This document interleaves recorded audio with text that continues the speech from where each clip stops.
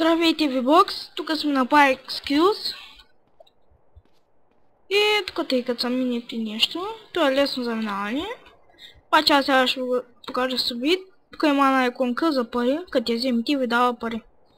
Значи, тук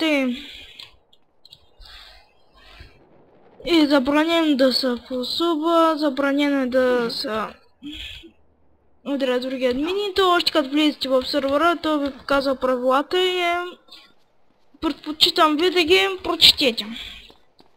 Сега, тук те пак може да се взимат колеси на наклонена черта В. Също така и има много админи. Главният админ се казва Спи.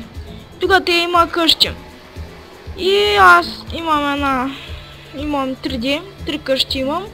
Обаче ще ви покажа само едната. Ето я. Тук аз имам и 2 лични коли, които искат 1 месец редовна игра и струват 10 милиона.